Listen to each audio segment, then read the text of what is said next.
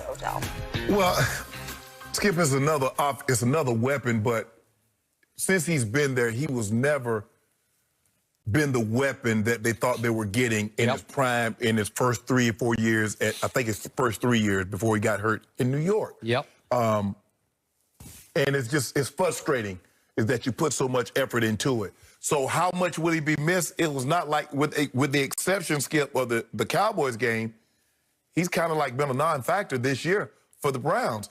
You look at yesterday, and I know he got hurt early, and then he get hurt. That's what's really upsetting is that he got hurt on a pick. But Higgins was six targets, 6 catches, 110. Landry did what he did, and then Peebles and Bryant.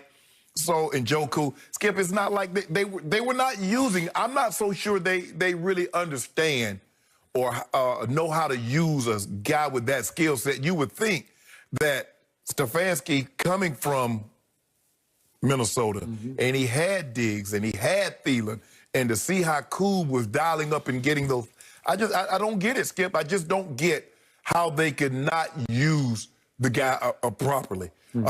It's frustrating. It's a long journey, but with medicine and with the rehab and the way Odell, I know Odell's going to work.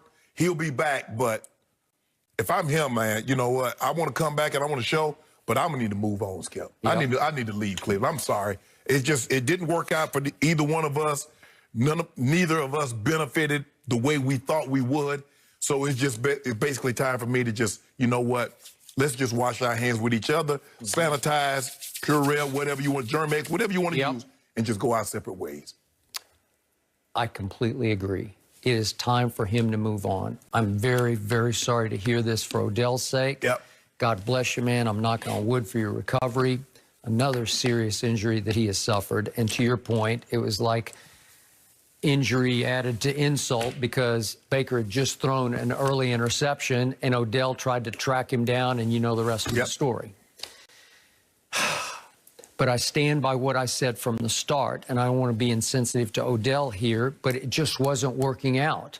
And the irony of yesterday's game was Baker had become so Odell conscious. He kept trying to make it happen with Odell, and it wasn't happening. For whatever reason, there were 2 stud receivers with Jarvis and Odell, who were best friends from college at Louisiana State, obviously at LSU. And there wasn't enough footballs to go around to keep both of them happy. And yesterday, it was very intriguing to me that once Odell was gone, what happened to Baker? Well, he dug him a hole with the early pick. And here he came, and Baker, throwing mostly from the pocket, completed 21 straight passes, which is a Browns franchise record. And he's back to his rookie year, throwing to a bunch of guys you haven't heard of. Such as Rashard Higgins, who caught a bunch of big balls for him as a rookie. Right? And Donovan Peoples-Jones is a rookie this year from Michigan, and all of a sudden, he was comfortable getting open and catching balls from Baker. And in that last drive, Baker threw from the pocket to Higgins for 30 yards. And then he threw straight from the pocket. And we both had issues with him standing strong and throwing from the pocket. And he throws 24 yards to Peoples-Jones and victimized the same guy, that Darius Phillips, who victimized him, the cornerback for the Bengals. Early, he got even with him on the late pass, even though if Darius Phillips had found the ball in the air, it was... At least I don't know how he missed that one. I know, because he had a shot.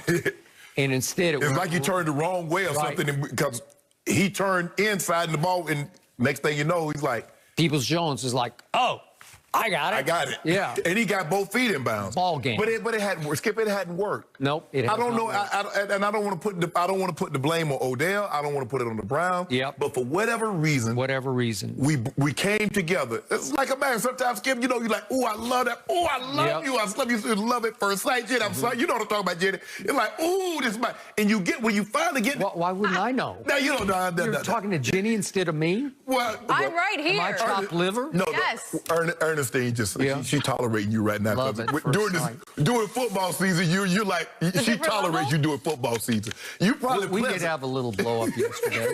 She made the mistake of coming in to my room. Skip, that was not the reason the Cowboys were losing. Do not blame her. You need to stop with that foolishness. She wanted to show me a new pair of sneakers yesterday, and I was looking, and it was a 4th down play that was a disaster for the Cowboys, where they ended up throwing on 4th and 1. They threw some weird bomb to nobody, and I took her shoe and just threw it down. She said, oh, so Skip, this has nothing to do with Ernestine. Skip, will you stop this foolishness? Nothing. You do realize it's not like, you know what?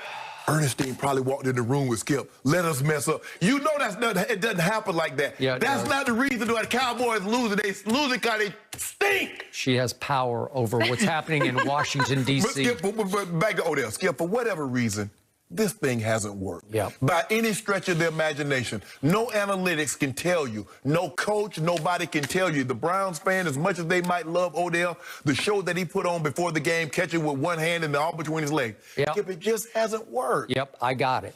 So, going for, I know this was just one win at Cincinnati against the woeful Bengals. Yes. But it showed you they can still be pretty good. Yeah. They still got a shot to make the playoffs. They're now 5-2. But the most impressive thing, they were pounding Joe Burrow, and he still threw for 4 bills.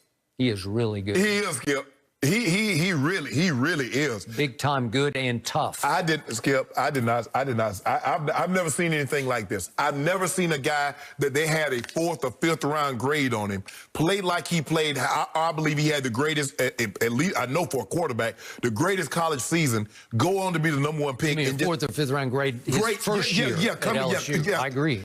No, coming before going into last year, he had a 4th or 5th round grade. He goes on to be #1, and he comes out, Skip. He's having as good a first 5 or 6 games as any rookie in the history of the game. Well, he had the greatest playoff run in the history of college football. So, but he's been unbelievable. But this thing, Odell, get well, bruh, work hard. Yes, sir. But just here we go. Somewhere else. Onward and upward. Yep. All right, here's an interesting question. Did Tom Brady finally do enough post-game to make Shannon happy? You know, he was on social media, Way to go, Tom. smiling about the win. Go shake that hand. That is next.